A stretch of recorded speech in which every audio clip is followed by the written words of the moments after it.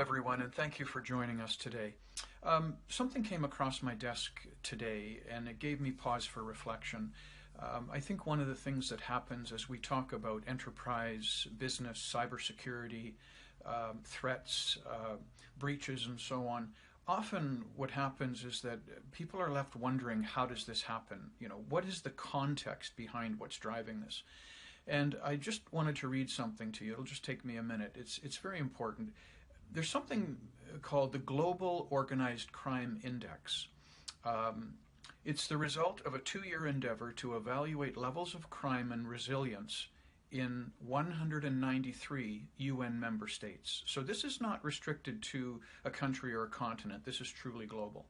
Through this data, it is hoped that the index will help inform a truly global response to the pervasive threat of transnational organized crime.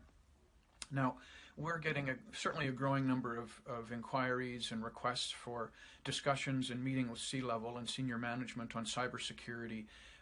And of course, that's not only cybersecurity as it stands alone, it's also cybersecurity as we see integrated with supply chain operations. So understand that there's a tremendous amount of effort put into play by rogue nations, by lone wolves, by small hacking teams all around the world, and they're all competing for the gold. Now, this report, it's a 95, 96-page report. One of the things that our clients truly value in what we bring to the table is the fact that we do so much research on the correlations and causations that affect things like cybersecurity breaches. So this is just one report, again, that I'm referencing. There were 5 areas that the report focuses on that really drive the need for cyber crime. And it might not seem intuitive initially, because you might ask yourself after I tell you these 5, well, how does that relate to cybercrime? But it's very causally related. So, for example, the number 1 trafficking crime in the world, and it has been this way for many decades, is human trafficking. Number 2 are drugs. Number 3 are arms.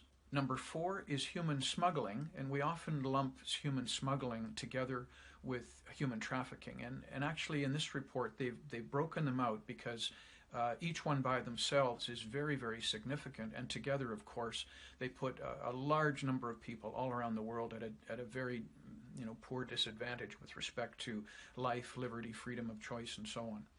And then the 5th of the 5 is actually wildlife crimes. So when we have, for example, species that have been declared as either obsolete or endangered and so on, a lot of this has been driven and fueled by the need in certain parts of the world to take animal parts or to trade in live animals, or etc. So again, all kind of heinous crimes. What I found really interesting as I began to think about the implications, because context is king, context is really important to understand the content. I've just come to this sort of a brief conclusion that correlation and causality between the rise in cybersecurity breaches because of the need to increase the funding available to support and drive more illicit activities has been basically growing and growing. We've seen recently with SolarWinds, with Colonial Pipeline, you've heard me mention those a few times, there are hundreds and hundreds more of these breaches that don't make the press. They don't because organizations are concerned, obviously, about brand reputation, about losing customers, about hits to revenue and profitability. It's just a bad message all the way around. And on other videos, I do talk about some of our solutions in cybersecurity. I've made it known, of course, that about 91% of all of the cybersecurity breaches that occur are typically triggered through emails. So again, if you have a robust cybersecurity solution that addresses cybersecurity as it relates to your email and what gets through and what doesn't, you can do a lot to significantly minimize your exposure, risk, and liability for these kinds of breaches. And of course, then you get into ransomware and Trojans, and you get into a situation where nefarious groups are holding your data hostage, and They will, upon payment of the ransomware, they will often release a portion of your data, but not necessarily all of your data. So these criminals are in for the long haul. They see the opportunity for easy residuals. What I find really interesting, and I'll do a bit more research on this, is that organized crime by itself, in the 5 areas I've just mentioned, as heinous as it is, makes these groups a tremendous amount of money every year at the expense of others. Clearly, this is a parasite, something that is pervasive and is growing, but it truly is a parasite on society, on businesses, on corporations, and so on, governments, etc. Context is king. So what I would suggest is, as we take a look at this global organized crime index, it's important to understand that these criminals have absolutely no qualms whatsoever. They wake up and look themselves in the eye every single day, and their sole purpose is to rip you off, to steal your data, to hold it hostage, and to get you to pay. And they'll hang on to that as long as they possibly can. It reminds me of a quick story. In my home and in my neighborhood, not too far away, we have some apartment buildings. Now, we also have wildlife in the area, and it's not uncommon for us to see in the evening raccoons on the back deck, etc. But what I find particularly interesting and relevant here is those raccoons are not out hunting for grubs and mice and moles and other small animals and vermin.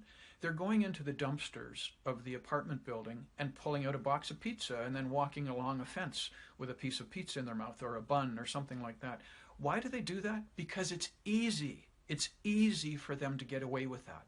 They don't have to spend any calories looking for food or being lean and mean trying to hunt down a small animal. They've got this smorgasbord, this buffet, sitting staring them right in the face. So why would they go through any extra work when everything is right there? Well, think of cybersecurity and cybercrime in a very similar way. If you're not protected, if you don't have the measures, the tools, the processes in place to do automatic shutdowns that isolate computers and people while keeping your entire network fully operational, then your business continuity, your brand, your revenue, your profitability, all of this is at risk. What's really important to understand is that the connection between this organized crime activity that has to do with human trafficking and so on relates directly to cybercrime. And the reason for it is that they can use the proceeds that they achieve and obtain from nefarious activities like ransomware to accelerate the funding for these other illegal activities. So arms dealers and trafficking, smuggling, drugs, etc. So there's no mystery, there's no secret. These are people who have no conscience whatsoever. You as an executive, you as a senior manager may be looking at this with the best moral compass in place, with noble intentions, but the bad guys don't play by those same rules. They want something that's easy, it's large, and it allows them to actually scale their business, which is organized crime, much, much faster than they would normally be allowed to, because we have all of these corporations all around the world that are not putting the right cybersecurity interventions in place. The value that we provide to our clients, beyond implementing world-class cybersecurity solutions for corporate environments, for putting in solutions that can validate the compliance of suppliers in a large network, whether you have 10 suppliers or whether you have 150,000 suppliers like some of the major corporations do. Think of the automotive industry, the airline industry, and so on. All of this can be put at risk, and really there's no reason for it. So we're appealing to the people watching this video. Take a look at the causality. One of the strengths that we offer when clients come to work with us, and it's coming from the clients are telling us, is that we offer so much insight to the drivers behind a particular situation. Yes, it's great to understand what you need to do to stop the bad guys at the door and not let them into your infrastructure and your data, etc. But there are often reasons behind it that help inform the strategies that corporations should be taking as they start to contemplate and strategize and operationalize what those security solutions look like. Those are my thoughts for today. I hope you found this interesting and useful. That's it. Thanks. Have a great day. Talk with you soon.